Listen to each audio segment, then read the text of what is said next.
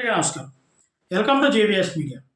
మన ఆంధ్ర రాష్ట్రంలో ఎన్డీఏ కూటమి నెగ్గిన తర్వాత వైసీపీ వాళ్ళు చేసినటువంటి ప్రచారం విషయంలో కానీ, జగన్మోహన్ రెడ్డి గారు నేను ఎందుకు ఓడిపోయాను, ఎక్కడో ఏదో జరిగింది, నేను ప్రజలందరికీ మంచిగా చేశాను కదా, అయినప్పటికీ ఈ ఓటమి గల కారణాలు ఏంటి అని తనలో తాను అంతర్మాత్రం పడటమే కాకుండా ముఖ్యమైన నాయకుల దగ్గర కూడా చెప్పడం జరిగింది. చాలామంది ప్రజల్లో ఒక అనుమానం అయితే దేశంలోనే కాదు రాష్ట్రంలోనే కాదు దేశంలో కూడా చాలామంది ప్రజల్లో ఒక అనుమానం అయితే ఉంది. ఈవీఎంల ట్యాంపరింగ్ జరుగుతుందా, అసలు దాని భాగోతం ఏంటి, నిజంగా ట్యాంపరింగ్ జరిగిందా లేదా, దేశంలోనే కాదు మన రాష్ట్రంలో కూడా ట్యాంపరింగ్ జరిగిందా, దాని గురించి కొన్ని ముఖ్యమైనటువంటి పాయింట్లు మనం మాట్లాడుకుందాం. దయచేసి మా ఛానల్ చూసే ప్రతి ఒక్కరు కూడా లైక్ చేయండి, సబ్స్క్రైబ్ చేయండి, కొత్త ఛానల్ సపోర్ట్ చేయండి. మేమేమన్నా కొన్ని తప్పుగా కానీ మా విశ్లేషణలో కొన్ని తప్పులు ఏమైనా ఉంటే కామెంట్ రూపంలో తెలియజేయండి, కంపల్సరీ మేము వాటిని సర్దిద్దుకుంటాం. ఈవీఎంల భాగోతంలో ఎన్డీఏ ప్రభుత్వం వచ్చిన తర్వాత, బీజేపీ ప్రభుత్వం వచ్చిన తర్వాత ఈవీఎంలు ట్యాంపరింగ్ చేసి నెగ్గుతుంది అనేటువంటి ఒక ప్రచారం జరుగుతుంది. ఈ బీజేపీ ప్రభుత్వానికి ఏ ప్రభుత్వం అయితే ఏ రాష్ట్రంలో ఉన్నటువంటి పార్టీ అయితే సపోర్ట్ చేస్తుందో ఆ రాష్ట్రంలో ఉన్నటువంటి పార్టీ కంపల్సరీ అధికారంలోకి వస్తుంది, భారీ మెజార్టీతో నెగ్గుతుంది.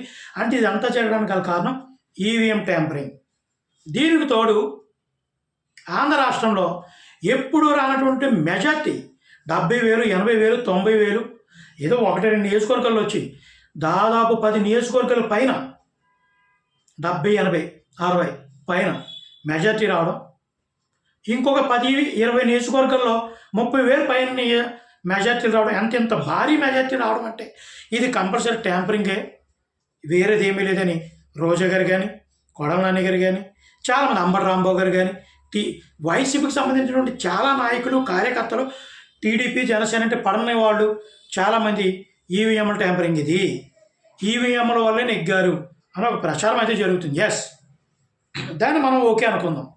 ప్రజల్లో వైసీపీకే సపోర్ట్ ఉన్న ప్రజలు ఎన్డీఏ కూటమి సపోర్ట్ లేరు అని అనుకుంటే ఈవీఎంలు వద్దు, బ్యాలెట్ పేపర్ పెడితే నెగ్గచ్చు, బ్యాలెట్ పేపర్ ద్వారా వాస్తవాలు బయటకు వస్తాయి అన్నారు. ఇక్కడ మనం ఇక్కడే కీలక అంశం ఉంది ఒకటి మీరు గమనించండి. బ్యాలెట్ పేపర్ ద్వారా మొన్న పట్టభద్రుల ఎమ్మెల్సీ ఎలక్షన్ జరిగింది. 3 చోట్ల జరిగింది. 3 చోట్ల, ఒకటి టీచర్స్ ఎమ్మెల్సీ, 2 పట్టభద్రుల ఎమ్మెల్సీ. ఉమ్మడి తూర్పు పశ్చిమ గోదావరి, ఉమ్మడి కృష్ణ గుంటూరు, ఈ 2 చోట్ల కలిపి దగ్గరగా 60 నియోజకవర్గాల పైన పాల్గొంటాయి పట్టభద్రుల ఎలక్షన్లో. ఒక్కొక్క నియోజకవర్గం నుంచి దగ్గర 6,000, 7,000 కానీ 10,000 దగ్గర ఓటింగ్ ఉంటుంది. అంటే నియోజకవర్గం అంటే మామూలు అసెంబ్లీ నియోజకవర్గం. పట్టభద్రుల ఎమ్మెల్సీ నియోజకవర్గానికి అయితే ఒక్కొక్క నియోజకవర్గానికి 2 లక్షల చిల్లర ఉంది. వీటిలో మన బ్యాలెట్ పేపర్ ద్వారా జరిగినటువంటి ఓట్ల ఎలక్షన్లో పట్టభద్రులు చదువుకున్నవాళ్ళు డబ్బులు ఎక్కడ పంచిపెట్టలేదు, ఎక్కడో ఒక దిక్కున 2 దిక్కులేదు పంచిపెట్టాలంటే నిజంగా నేను ఓటేశాను, మాకు ఎక్కడ డబ్బులు పంచిపెట్టలేదు, నేను పోలింగ్ బూత్ కాడికి వెళ్ళి పరిశీలన చేశాను, ఎక్కడ డబ్బులు అడిగిన కొంతమంది డబ్బులు వేస్తున్నారంటే పంచిపెడుతున్నారు కదండి, ఎవరు ఏమీ ఇవ్వలేదమ్మా అనే మాటే చెప్పడం జరిగింది. పోనీ అక్కడక్కడ ఇచ్చారు అనుకుందాం, పోనీ అది కూడా ఓకే చేద్దాం. అంత భారీ మెజార్టీ గుంటూరు కృష్ణ డిస్టిక్లో ఆలపాటి రాజా గారు 82,000 మెజార్టీ. మరి బ్యాలెట్ పేపర్ కదా, ఈవీఎం కాదు కదా, అంటే కూటమికి ప్రజలు మద్దతు ఇస్తున్నట్టే కదా. ఇంకొకటి ఈస్ట్ వెస్ట్ ఉమ్మడి 72,000 పైన పేరబతుల రాజశేఖర్ గారు. అంటే దీన్ని బట్టి ఒకసారి వైసీపీ కళ్ళు తెరాలి. ఈవీఎం ట్యాంపరింగ్ గతంలో 2019లో వైసీపీ నెగ్గి టీడీపీకి 23 వచ్చినప్పుడు టీడీపీకి సంబంధించిన కూడా ఇదే ప్రచారం చేశారు, ఈవీఎంల ట్యాంపరింగ్ జరిగింది, సంథింగ్ ఏదో జరిగింది, చంద్రబాబు చాలా బాగా చేశాడు, అమరావతి కట్టాడు, పోలవరం కడుతున్నాడు, అయినా సరే ఓడిపోయాడు, ఏదో జరిగిందని అప్పుడు వాళ్ళ ప్రచారం అలా చేశారు. అంటే ఓడిపోయిన నిజంగా ఈవీఎం ట్యాంపరింగ్ జరిగిందా లేదనేది ఒకసారి పక్కన పెడితే ఇప్పుడు జరిగినటువంటి పట్టభద్రుల ఎమ్మెల్సీలో నెగ్గొచ్చు. కొన్ని అధికారంలో పార్టీ ఉంది కాబట్టి కొన్ని దిక్కుల్ని గ్యామ్లింగ్ చేసో ఏదో అధికారులు మేనేజ్ చేసో ఏమన్నా ఓట్లు వేయించి అలాగే చేస్తే ఎంత మామూలుగా నెగ్గాలి. అంత భారీ మెజార్టీలో మామూలుగా కాదు, ఇంకా 1 సైడ్ ఎలక్షన్ జరిగిందంటే అర్థం ఏంటంటే అంటే ఇక్కడ వైసీపీ పోటీ చేయలేదు కదా అంటారు. ఇక్కడ మరో కీలకమైన మాట చెప్తున్నాను. వైసీపీ ఏజెంట్లు పెట్టింది వైసీపీ వాళ్ళే, వైసీపీ పార్టీ వాళ్ళే. నేను ఓటేస్తే వెళ్ళినప్పుడు మా ఏరియాలో వైసీపీ ఏజెంట్లే చేస్తున్నారు, వైసీపీ నాయకులు అక్కడికి వచ్చి నించున్నారు. టీడీపీ వాళ్ళు ఏదో ఇక్కడ రికింగ్ చేస్తే ప్రయత్నిస్తారు, గొడవలు కూడా అక్కడక్కడ అల్లలు జరిగినాయి, వైసీపీ వాళ్ళు అడ్డుకున్నారు.